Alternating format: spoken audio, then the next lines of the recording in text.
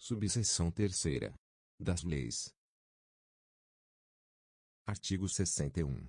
A iniciativa das leis complementares e ordinárias cabe a qualquer membro ou comissão da Câmara dos Deputados, do Senado Federal ou do Congresso Nacional, ao Presidente da República, ao Supremo Tribunal Federal, aos Tribunais Superiores, ao Procurador-Geral da República e aos cidadãos, na forma e nos casos previstos nesta Constituição. Parágrafo 1º. São de iniciativa privativa do Presidente da República as leis que: Inciso 1º. Fixem ou modifiquem os efetivos das Forças Armadas. Inciso 2º. Disponham sobre a criação de cargos, funções ou empregos públicos na administração direta e autárquica ou aumento de sua remuneração. B. Organização administrativa e judiciária, matéria tributária e orçamentária, serviços públicos e pessoal da administração dos territórios. C. Servidores públicos da União e territórios, seu regime jurídico, provimento de cargos, estabilidade e aposentadoria. D. Organização do Ministério Público e da Defensoria Pública da União, bem como normas gerais para a organização do Ministério Público e da Defensoria Pública dos Estados, do Distrito Federal e dos territórios. I. Criação e extinção de ministérios e órgãos da administração pública, observado o disposto no artigo 84, inciso 6º. F. Militares das Forças Armadas, seu regime jurídico, provimento de cargos, promoções, estabilidade, remuneração, reforma e transferência para a reserva. Parágrafo 2º. A iniciativa popular pode ser exercida pela apresentação à Câmara dos Deputados de projeto de lei subscrito por, no mínimo, 1% do eleitorado nacional, distribuído pelo menos por 5 estados, com não menos de 0,3% dos eleitores de cada um deles. Artigo 62. Em caso de relevância e urgência, o Presidente da República poderá adotar medidas provisórias, com força de lei, devendo submetê-las de imediato ao Congresso Nacional. Parágrafo 1º. É vedada a edição de medidas provisórias sobre matéria, inciso 1º, relativa a nacionalidade, cidadania, direitos políticos, partidos políticos e direito eleitoral. B. Direito penal, processual penal e processual civil. C. Organização do Poder Judiciário e do Ministério Público, a carreira e a garantia de seus membros. D. Planos plurianuais, diretrizes orçamentárias, orçamento e créditos adicionais e suplementares, ressalvado o previsto no artigo 167, parágrafo 3º. Inciso 2º. Que vise a detenção ou sequestro de bens, de poupança popular ou qualquer outro ativo financeiro. Inciso 3º. Reservada a lei complementar. Inciso 4º. Já disciplinada em projeto de lei aprovado pelo Congresso Nacional e pendente de sanção ou veto do Presidente da República. Parágrafo 2º. Medida provisória que implique instituição ou majoração de impostos, exceto os previstos nos artigos 153, inciso 1º, inciso 2º, inciso 4º, inciso 5º, e 154, inciso 2º. Só produzirá efeitos no exercício financeiro seguinte se houver sido convertida em lei até o último dia daquele em que foi editada. Parágrafo 3º. As medidas provisórias, ressalvado o disposto nos parágrafos 11 e 12, perderão eficácia, desde a edição, se não forem convertidas em lei no prazo de 60 dias, prorrogável. Nos termos do parágrafo 7º, uma vez por igual período, devendo o Congresso Nacional disciplinar, por decreto legislativo, as relações jurídicas delas decorrentes. Parágrafo 4º. O prazo a que se refere o parágrafo 3º contar-se-á, da publicação da medida provisória, suspendendo-se durante os períodos de recesso do Congresso Nacional. Parágrafo 5º.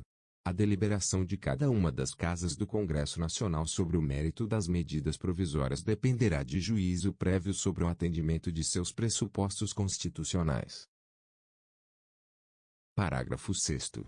Se a medida provisória não for apreciada em até 45 dias contados de sua publicação, entrará em regime de urgência, subsequentemente, em cada uma das casas do Congresso Nacional, ficando sobrestadas, até que se ultime a votação, todas as demais deliberações legislativas da casa em que estiver tramitando. Parágrafo 7º. Prorrogar-se-á, uma única vez por igual período a vigência de medida provisória que, no prazo de 60 dias, contado de sua publicação, não tiver a sua votação encerrada nas duas casas do Congresso Nacional. Parágrafo 8º. As medidas provisórias terão sua votação iniciada na Câmara dos Deputados. Parágrafo 9º. Caberá à comissão mista de deputados e senadores examinar as medidas provisórias e sobre elas emitir parecer, antes de serem apreciadas, em sessão separada, pelo plenário de cada uma das casas do Congresso Nacional. Parágrafo 10. É vedada a reedição, na mesma sessão legislativa, de medida provisória que tenha sido rejeitada ou que tenha perdido sua eficácia por decurso de prazo. Parágrafo 11. Não editado o decreto legislativo a que se refere o parágrafo 3º até 60 dias após a rejeição ou perda de eficácia de medida provisória, as relações jurídicas constituídas e decorrentes de atos praticados durante sua vigência conservar-se-ão por ela regidas. Parágrafo 12. Aprovado o projeto de lei de conversão alterando o texto original da medida provisória, esta manter-se-á, integralmente em vigor até que seja sancionado ou vetado o projeto. Artigo 63. Não será admitido aumento da despesa prevista. Inciso 1º. Nos projetos de iniciativa exclusiva do Presidente da República, ressalvado o disposto no artigo 166, parágrafo 3º e parágrafo 4º. Inciso 2º. Nos projetos sobre organização dos serviços administrativos da Câmara dos Deputados, do Senado Federal, dos Tribunais Federais e do Ministério Público. Artigo 64. A discussão e votação dos projetos de lei de iniciativa do Presidente da República, do Supremo Tribunal Federal e dos Tribunais Superiores terão início na Câmara dos Deputados. Parágrafo 1º. O Presidente da República poderá solicitar urgência para apreciação de projetos de sua iniciativa. Parágrafo 2º. Se, no caso do parágrafo 1º, a Câmara dos Deputados e o Senado Federal não se manifestarem sobre a proposição, cada qual sucessivamente, em até 45 dias, sobrestar-se-ão todas as demais deliberações legislativas da respectiva Casa, com exceção das que tenham prazo constitucional determinado, até que se ultime a votação. Parágrafo 3º. A apreciação das emendas do Senado Federal pela Câmara dos Deputados far-se-á, no prazo de 10 dias, observado quanto ao mais o disposto no parágrafo anterior. Parágrafo 4º.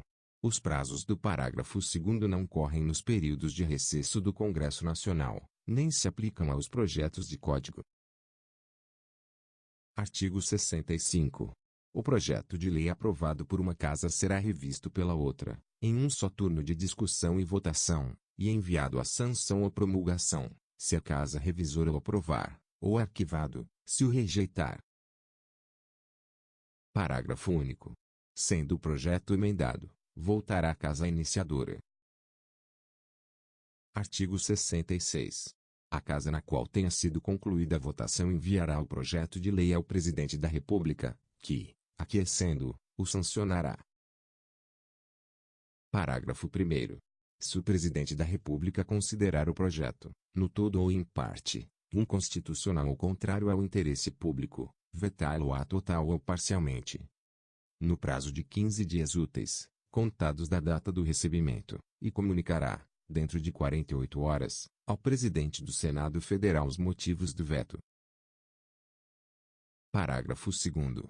O veto parcial somente abrangerá texto integral de artigo, de parágrafo, de inciso ou de alínea. Parágrafo 3º. Decorrido o prazo de 15 dias, o silêncio do Presidente da República importará a sanção. Parágrafo 4º. O veto será apreciado em sessão conjunta, dentro de 30 dias a contar de seu recebimento, só podendo ser rejeitado pelo voto da maioria absoluta dos deputados e senadores. Parágrafo 5º.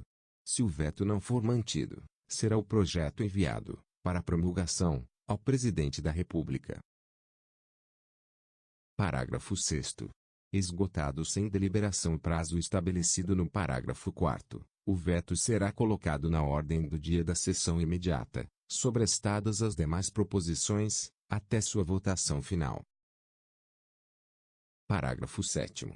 Se a lei não for promulgada dentro de 48 horas pelo Presidente da República, nos casos dos parágrafo 3º e parágrafo 5º, o Presidente do Senado a promulgará, e, se este não o fizer em igual prazo, caberá ao Vice-Presidente do Senado fazê-lo. Artigo 67. A matéria constante de projeto de lei rejeitado somente poderá constituir objeto de novo projeto, na mesma sessão legislativa, mediante proposta da maioria absoluta dos membros de qualquer das casas do Congresso Nacional. Artigo 68. As leis delegadas serão elaboradas pelo Presidente da República, que deverá solicitar a delegação ao Congresso Nacional. Parágrafo 1º. Não serão objeto de delegação os atos de competência exclusiva do Congresso Nacional, os de competência privativa da Câmara dos Deputados ou do Senado Federal, a matéria reservada à lei complementar, nem a legislação sobre. Inciso 1º. Organização do Poder Judiciário e do Ministério Público, a carreira e a garantia de seus membros. Inciso 2º.